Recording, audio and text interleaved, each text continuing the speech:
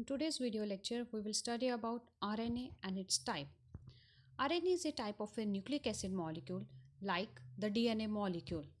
But the RNA molecule, it contains the deoxyribose sugar, whereas the RNA molecule, it contains the ribose sugar. Now, the types of the RNA molecule. There are different types of RNA molecules like the mRNA, tRNA, rRNA, and siRNA and miRNA. Now, firstly, mRNA. It is also known as the messenger RNA molecule. This molecule, it is made by the transcription, and in case of eukaryotes, the mRNA molecule which is formed directly after the transcription is known as pre-messenger RNA.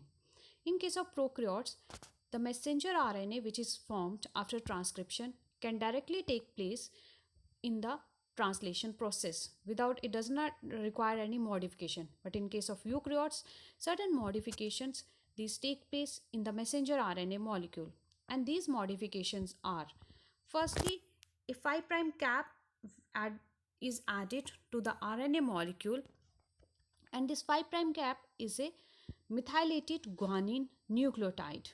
Also, a poly-A tail at the 3' end of the RNA molecule or pre-messenger RNA molecule is added.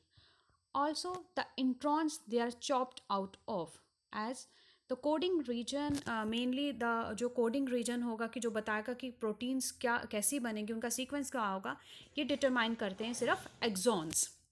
Now, this is the structure of a mRNA molecule. In this, you can see that at the 5' end is the 5' cap, and at the 3' end is the poly-A tail.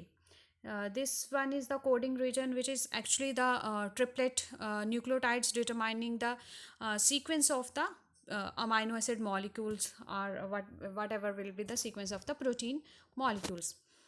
And also you can see there is at 5 dash UTR means 5' end pe untranslated region, and 3' UTR means 3' pe untranslated region. Both these 5' untranslated region and 3' untranslated region, they are important for the stability of this messenger RNA molecule. Like in case of the prokaryotic cell, this 5' untranslated region, it contains the Shine-Dalgano sequences also. These Shine-Dalgano sequences, these are the region where जो आपके ribosomes हैं ये bind करेंगे. Now, regarding the function of the messenger RNA molecule, it is the source of the genetic information कि from the template DNA जो कि direct करेगा कि अमाइनो एसिड फॉर्मेशन को जो डायरेक्ट कर ले. एक्चुअली इसका मेन फंक्शन हुआ कि जो हमारा डीएनए है और जो हमारा अमाइनो एसिड या प्रोटीन मॉलिक्यूल जो होगा उसके बीच में ये एज इंटरमीडिएट एक्ट करेगा. नाउ अनदर फंक्शन इज़ कि regulatory region, it contains the regulatory region जो कि डिटरमाइन करेंगे कि जो ट्रांसलेशन होगा उसका रेट क्या रहेगा.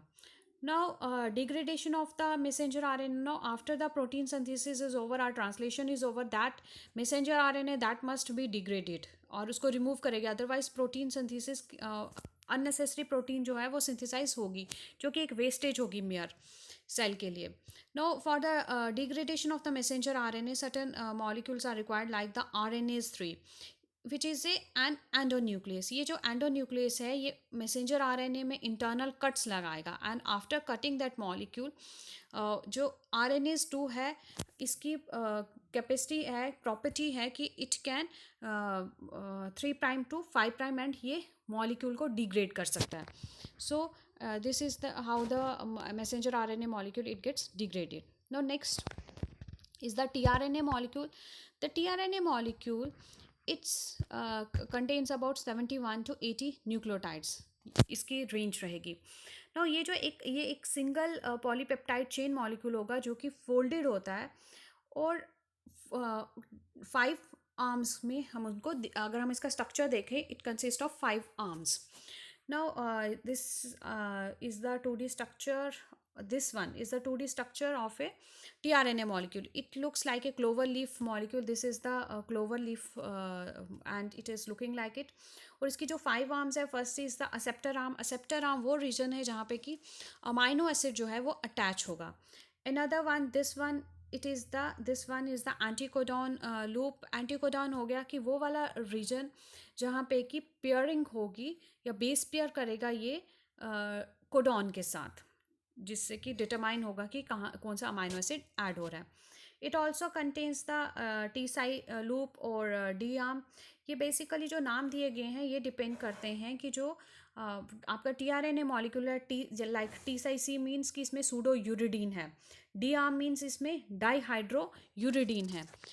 It also has a variable arm, और वेरिएबल आर्म के बेसिस पे ही टू टाइप्स के T R N A molecule हैं, T R N A one and T R N A two. T R N A one वो molecule हो गया जिसमें कि जो वेरिएबल आर्म है उसकी लेंथ रहेगी 3 to 5 न्यूक्लियोटाइड्स, और T R N A two type वो हो गया जिसमें कि वेरिएबल आर्म जो है उसकी लेंथ रहेगी अप्रॉक्सीमेटली 13 to 20 न्यूक्लियोटाइड्स. सो जो T R N A molecule है इसका मेन फंक्शन यही होता है कि ये अमाइनो एसिड को लाएगा और जो हमारी पॉलीपेप्टाइड चेन सिंथेसाइज होगी वहाँ पे उस अमाइनो एसिड को उसको देता चलेगा, मतलब उसमें ऐड होता चलेगा. एडिंग का मेनली काम तो राइबोसोम का होगा, लेकिन वहाँ तक साइटोसोल में जो क्योंकि जो हमारी प्रोटीन सिंथेसिस है वो साइटोसोल में आती है, तो साइटोसोल से वो ला के देगा जहाँ पे प्रोटीन सिंथेसिस होगी, और ये चेन जो है ये आगे इंक्रीज होती रहेगी.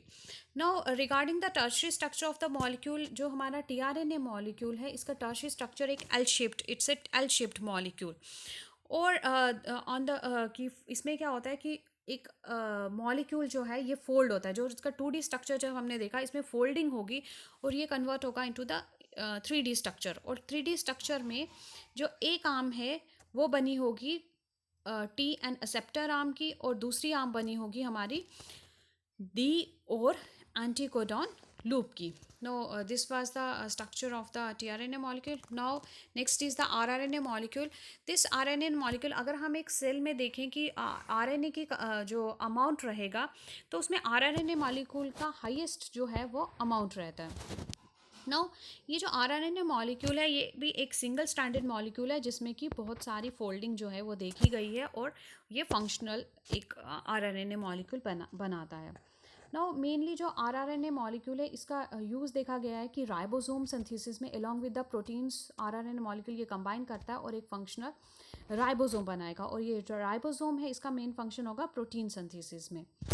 Now, different type के RNA molecules are like in case of prokaryotic cell you can easily see 5s RNA 23s और 16s है, और यूक्रियोट्स में 5s 5.8s 28s and 18s rRNA molecule is there. Now, next is the siRNA molecule.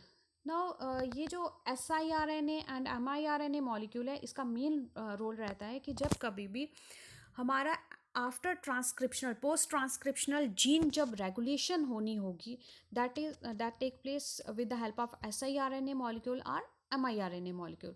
Now main difference between these is कि जो हमारा siRNA molecule है ये एक एक्सोजीनस सोर्स, बाहर से हमें जो RNA मॉलिक्यूल मिलता है दैट इज द siRNA, और miRNA मॉलिक्यूल हो गया दिस वन miRNA मॉलिक्यूल. इसमें क्या रहेगा कि हमारे जीनोम में ही कुछ रीजन रहेगा डीएनए का जो कि एनकोड करेगा एक कुछ आरएनए मॉलिक्यूल के लिए, लेकिन ये आरएनए मॉलिक्यूल जो हैं ये किसी प्रोटीन को सिंथेसाइज या नॉन फंक्शनल, इसमें ट्रांसलेशन नहीं होती. इस टाइप के आरएनए मॉलिक्यूल्स कुछ जो हैं वो एमआईआरएनए में कन्वर्ट हो जाते हैं. नाउ दिस एसआईआरएनए मॉलिक्यूल ये क्लीव करता है डबल स्ट्रैंडेड आरएन. इसको बनाने के लिए जो हमारा डबल स्ट्रैंडेड आरएनए मॉलिक्यूल है it gets cleaved to produce double stranded fragments 20 to 25 base pairs को, जिनको कि स्मॉल इंटरफेयरिंग आरएनए मॉलिक्यूल्स कहेंगे. ये जो आरएनए मॉलिक्यूल्स हैं ये इंटीग्रेट होते हैं इनटू आरआईएससी कॉम्प्लेक्स में.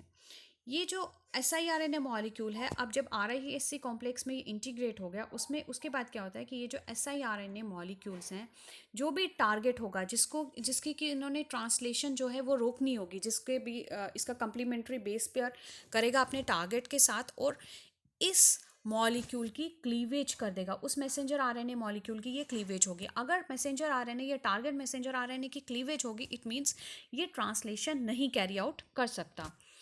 नाउ ये जो क्लीवेज होगी इसमें मेनली देखा गया है कि ऑरिजिनेट प्रोटीन्स हैं इस RISC कॉम्प्लेक्स में, जिसका कि इसमें फंक्शन देखा गया है. नाउ ये जो mRNA मॉलिक्यूल्स हैं ये स्ट्रक्चरली सिमिलर हैं this to the siRNA molecule, लेकिन इनमें बहुत सारी मॉडिफिकेशन, जब आरएनए मॉलिक्यूल जब बना, प्री जो बना उसमें बहुत सारी मॉडिफिकेशंस होती हैं which results in the formation of mRNA molecule. Now जब ट्रांसक्रिप्शन हुई तो हमें मिलता है एक प्री मैसेंजर आरएनए मॉलिक्यूल. इस प्री मैसेंजर आरएनए मॉलिक्यूल्स पे कुछ एंजाइम्स या प्रोटीन्स एक्ट करती हैं, डॉर्शा एंड पाशा प्रोटीन्स ये एक्ट करती हैं and convert into pre messenger RNA molecule.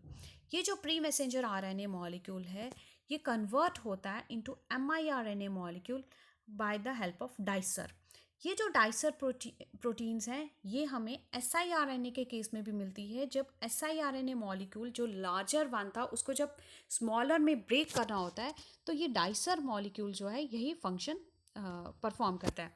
इसके बाद after the formation of mRNA again जो फंक्शन कैसे परफॉर्म करेगा वो सेम रहेगा जैसे siRNA के केस में RISC कॉम्प्लेक्स बनता है और बेस पेयर होता है विद द टारगेट, वो आगे से सेम रहता है. डिफरेंस यही रहा कि इसमें डॉर्शा एंड पाशा ने इंजाइम्स यूज़ हुए, लेकिन siRNA को बनाने के लिए एज डॉर्शा पाशा ने कोई वर्क कैरी आउट नहीं किया. तो उसके बाद डाइसर mRNA के केस में भी यूज़ हुए, dicer proteins in case of siRNA molecules भी use होते हैं for the formation of functional siRNA molecule. That was all about the RNA molecule and its type. Thank you.